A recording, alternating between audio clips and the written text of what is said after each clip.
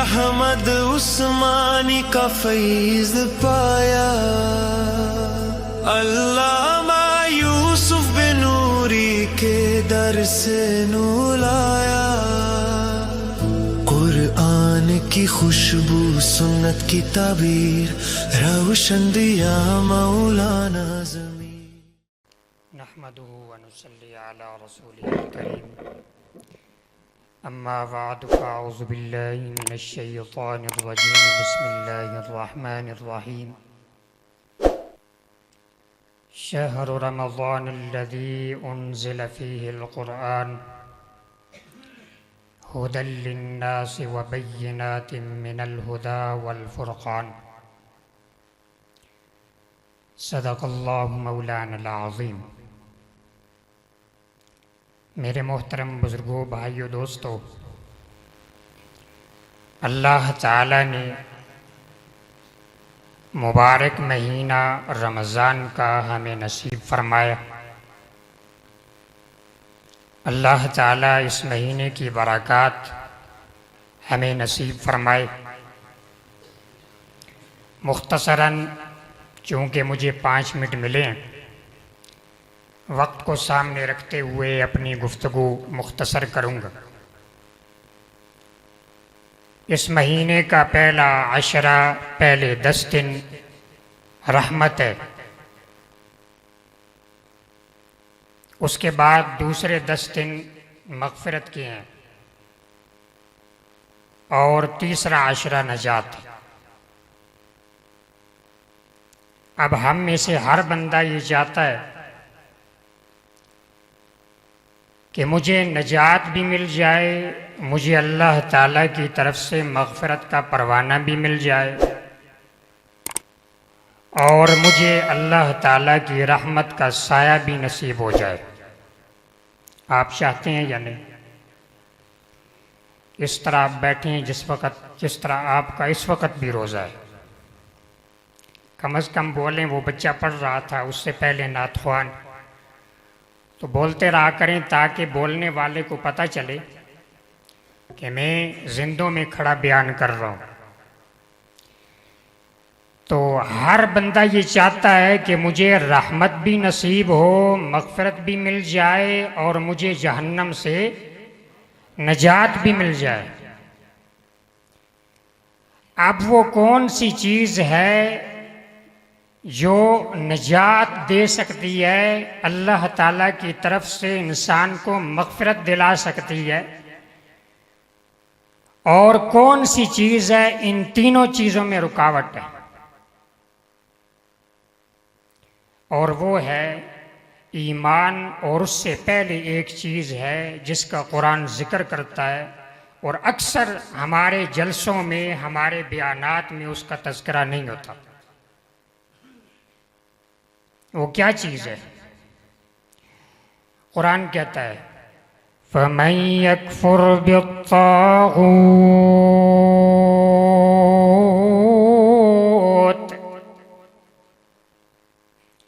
وَيُؤْمِن بِاللَّهِ،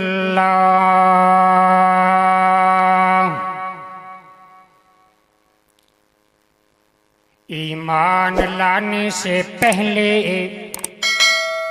انکار کرنا ہے طاغوت کا۔ کس چیز کا ہے؟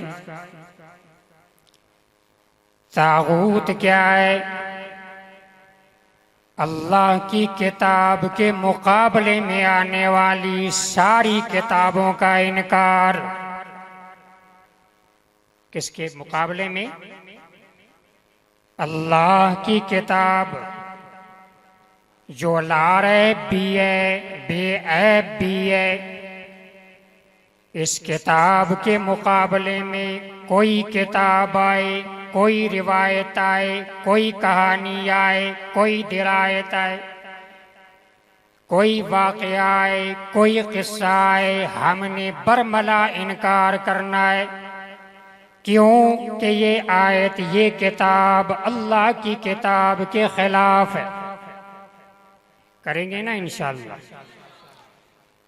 اللہ کی کتاب کے مقابلے میں آنے والی کتاب کا انکار یہ ایمان سے پہلی شرط ہے، ایمان اس وقت تک مقبول نہیں جب تک اللہ کی کتاب کے مقابلے میں آنے والی کتابوں کا انکار نہیں کرے۔ دوسرے نمبر پر اللہ نے انسان کو پیدا فرمایا ہے اور اس کو ایک نظام عطا فرمایا ہے۔ ایک طرف رب کا نظام ہے، دوسری طرف طاغوت کا نظام ہے۔ ایک طرف وہ نظام ہے جس کا تصور اللہ کے قرآن نے دیا ہے، دوسری طرف طاغوت کا نظام ہے جو انسانوں کا اپنا بنایا ہوا نظام ہے۔ یہ طاغوت کیا ہے؟ طاغی، باغی، سرکش، اور طاغی یعنی ساری سرکشیوں کا مجموعہ طاغوت۔ اور یہ طغا کا لفظ آیا کہاں سے؟ فرعون کا نام تو سنا ہوگا نا؟ فرعون کا نام سنا ہے کہ نہیں؟ جب اللہ تعالیٰ نے موسیٰ اور ہارون علیہ السلام کو بھیجا تھا فرعون کی طرف، کیا کہا تھا؟ اذهبا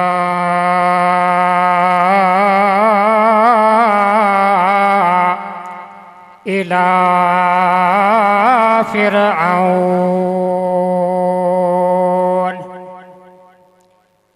تم دونوں جاؤ کس کی طرف؟ فرعون کی طرف۔ انہ طغى، کہ وہ سرکش ہو گیا ہے۔ یہاں لفظ طغى وہ کیا کہتا ہے؟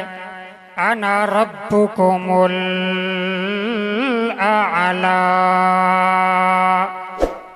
فرعون کہتا ہے کہ اس سرزمین مصر کے اوپر قانون میں جو کہوں گا وہ قانون ہوگا ملک۔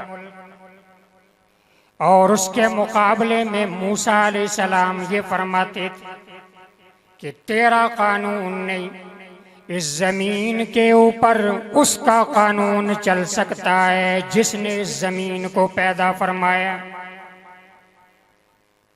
تو کس کا قانون چلنا چاہیے ملک میں؟ بولیں، آپ 5 سال کے بعد بھول جاتے ہیں۔ کس کا قانون ہونا چاہیے؟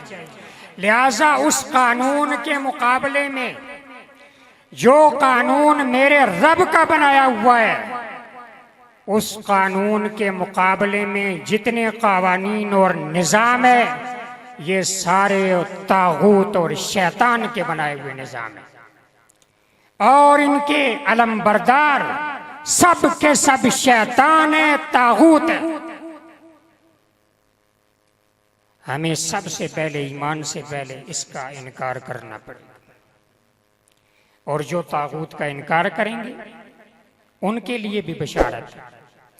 میرا وقت مکمل ہو چکا ہے، میں انہی الفاظ کے اوپر اکتفا کرتا ہوں۔ زندگی باقی، ملاقات باقی۔ السلام علیکم۔